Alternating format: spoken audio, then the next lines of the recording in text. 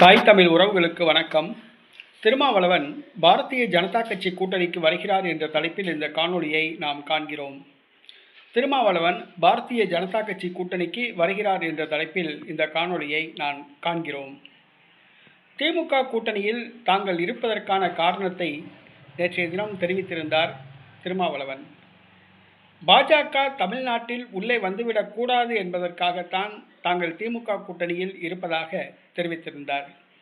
ஆனால் இதே திமுகவும் பாஜகவும் 2001ஆம் ஆண்டு நடைபெற்ற தமிழக சட்டப்பேரவை தேர்தலில் பாஜகவுடன் கூட்டணி வைத்தது என்பது ஊரறிந்த விஷயம்.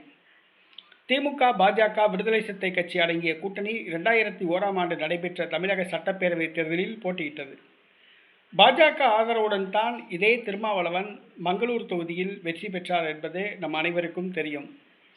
இப்பொழுது திமுக கூட்டணியில் விடுதலை சிறுத்தை கட்சி இருப்பது மதில் மேல் பூனை போன்று உள்ளது. எந்த நேரமும் திமுக கூட்டணியிலிருந்து விலகலாம் என்று எதிர்பார்க்கப்படுகிறது. என்னவென்று சொன்னால், திமுக கூட்டணியில் 25 தொகுதி வரை கேட்கிறார். இதற்காக மற்ற கட்சிகளுடன் ரகசிய பேச்சுவார்த்தை நடத்தி வருகிறார். இந்த சூழ்நிலையில் இன்றைய தினம் அரியலூரில் பாரத பிரதமர் மோடி அவர்கள் கலந்து கொள்ளும் நிகழ்ச்சி நடைபெறுகிறது. அந்த நிகழ்ச்சியில் திருமாவளவன் கலந்து கொள்கிறார். அந்த தொகுதி பாராளுமன்ற உறுப்பினர் என்ற முறையில் திருமாவளவன் கலந்து கொள்கிறார். அதாவது பிரதமர் மோடி தலைமையில் நடைபெறும் அந்த நிகழ்ச்சியில் திருமாவளவனும் கலந்து கொள்கிறார். அவரை வரவேற்று விடுதலை சிறுத்தை கட்சி கொடிகளும் பறக்கின்றன. இதிலிருந்து அரசியல் இருப்பதாக தெரிகிறது. வருகிற சட்டசபை தேர்தலில் பாஜக கூட்டணிக்கு திருமாவளவன் வரலாம் என்று எதிர்பார்க்கப்படுகிறது. இதற்காக ரகசிய பேச்சுவார்த்தை நடப்பதாகவும் கூறப்படுகிறது. திமுக கூட்டணியிலிருந்து வெளியேறி பாஜக கூட்டணிக்கு திருமாவளவன் வந்தால் விடுதலை சிறுத்தை கட்சிக்கு ஒரு ராஜ்யசபா எம்பி பதவி வழங்கப்படலாம் என்று கூறப்படுகிறது.